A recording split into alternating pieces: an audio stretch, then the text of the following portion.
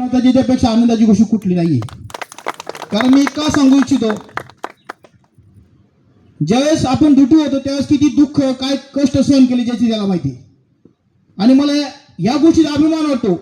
MT section एवढं त्यावेळेस busy होतं चव्हाण साहेब, आम्ही आमच्या डोळ्यात बघत होतो, तर तुम्ही कधी हार मानली नाही. रातच्या 12 वाजता 3 वाजता 4 वाजता तुम्ही एवढं जबरदस्त काम केलं आणि त्याचंच परिवर्तन म्हणून तुम्ही रेजिंग डे 50 साजरा करतात. आणि मी सगळ्यात प्रथम थँक्यू मानतो देवाला. देवाने कमीत कमी यादव सरां थ्रू मला इथं रेजिंग डेला बोलत, त्यावेळेस देवाचे धन्यवाद, आई वडिलांचे धन्यवाद आणि सगळ्यात महत्त्वाचं तुमचे धन्यवाद. मी एका तुम्हाला गोष्टी सांगतो. गेले 5 वर्षापासून आमचं चाललं होतं इकडं यायचं, पण योगा येत नव्हता. पण देवाच्या कृपेने गोष्टी घडल्या, ही आनंदाची गोष्ट आहे.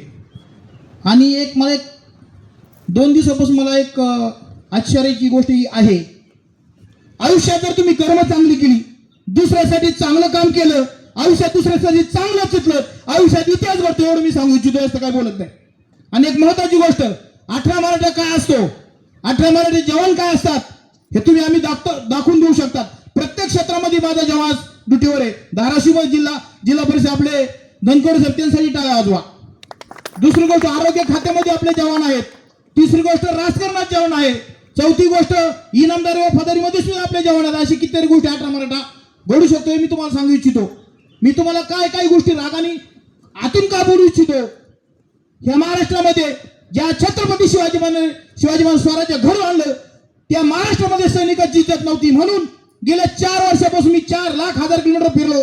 माझ्या सैनिकाच्या मान सन्मानासाठी दिवस रात्र मेहनत करतो. याला एकच कारण आहे, आपल्याला इज्जत पाहिजे, मान सन्मान पाहिजे. आणि या मान सन्मानासाठी मी इथपर्यंत आलो. तुम्ही म्हणसान तुकाराम तुम्ही काय एवढे दोषांनी बोलता. माझ्या तालुक्यामध्ये माझ्या जिल्ह्यामध्ये जेव्हा सैनिक हमला होत होता, कोणी येत नव्हतं. सातारा सांगलीला बऱ्याच ठिकाणी हमले कोणी येत नव्हतं. मी तुम्हाला का सांगू इच्छितो, छत्रपती शिवाजी महाराज स्वराज्य ज्या ठिकाणी स्थापित केलं त्या महाराष्ट्रामध्ये माझ्या सैनिकावर जर अत्याचार होत असेल तर कोणतरी जागा झाला पाहिजे. आणि त्याचं कर्तृत्व करायचं छोटंसं काम आम्ही संघटनेमार्फत केलं. मला नाही माहिती तुम्ही काय विचार करता.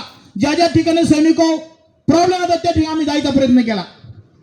तुम्ही म्हणसान हे का तुम्ही सांगू इच्छितो, मी का सांगू इच्छितो. आपण आनंदाच्या क्षणी सगळ्या क्षणी एकत्र येतो, पण दुःखाच्या क्षणी एकत्र येणं ही सगळ्यात महत्वाची काळाची गरज आहे, हे मी तुम्हाला सांगू इच्छितो. आणि एक महत्वाची गोष्ट काय महत्वाची, छत्रपती शिवाजी महाराजांनी किंवा संभाजी महाराजांनी ज्या महाराष्ट्रामध्ये मातीत त्यांनी एवढं मोठं स्वराज्य निर्माण केलं, त्याचा आपण कुठेतरी साक्षीदार झालं पाहिजे. आणि आपलं एक सौभाग्य आहे, ज्यावेळेस मी पुणे जिल्ह्यात किंवा महाराष्ट्रात फिरत, बरेच जण म्हणतात तुम्ही कोणत्या मराठी, आवर्जून सांगतो धनकोडे साहेब आम्ही 18 मराठीचे, ही एक सगळ्यात आनंदाची गोष्ट सांगतो. आणि दुसरी एक महत्वाची गोष्ट, रेजिंग डे नुसता बनवण्यापेक्षा आपण सगळं खेळीमेळीच्या वातावरणात सुंदर रेजिंग बनवतो, ही आनंदाची गोष्ट आहे. मला माहिती इथले फोटो, इथल्या काही गोष्टी किंवा हे जे भाषण आहे, भाषण ज्यावेळेस आपल्या सिनियर ऑफिसरांना जाईल त्यावेळेस म्हणजे जवान पण काय करू शकतात. एक दुसरी चव्हाण साहेब आणि यादव साहेब आनंदाची गोष्ट सांगतो, दुसरं कोणाला बोलतो, फक्त तुम्ही जवानांना बोलावं, त्यासाठी तुमच्या मनापासून धन्यवाद मानतो. मग आपला जवान काय करू शकतो हे आपण छोटंसं दाखवायचा प्रयत्न तुम्ही लोकांनी केला. आणि त्याच्यात तुम्ही बरेचसे काही नियमावली टाकले होत्या, सिंगल चालणार नाही, फॅमिली मेंबरच पाहिजे, खूप आनंदाची गोष्ट झाली. मग आपले जवान पण कशा पद्धतीने रेजिंग डे साजरा करू शकता, एक जिवंत उदाहरण आम्ही इथं करायचा एक छोटासा प्रयत्न केला. आणि एक महत्वाची गोष्ट, एक महत्वाची गोष्ट सांगतो, मी जास्त काय बोलत नाही. ज्या ठिकाणी प्रॉब्लेम असेल त्या ठिकाणी आम्हाला कधी पण आवाज द्या. मी माझ्या सैनिक समाज पार्टी थ्रू, त्रिदल थ्रू, माझी संघटना थ्रू तिथं पोहोचवायचा प्रयत्न करीन. तुम्ही म्हणसान डप्पल साहेब तुम्ही असं का बोलता, चितोळी गावामध्ये आपल्या सैनिकावर मर्डर झाला, तुम्हाला माहित असेल साताऱ्यामध्ये, तिथं पण आम्ही जायचा प्रयत्न केला. प्रमोद जाधव मॅडम यांचं जवान शहीद झाल्यानंतर त्यांच्या फॅमिलीला तिथं हेल्प करायचा प्रयत्न. मी हे तुम्हाला का सांगतो, रेजिंग डेच्या दिवशी सुद्धा आपला 18 मराठीचे जवान हे का सांगू इच्छितात, केल्यानंतर माणूस सांगू इच्छितो.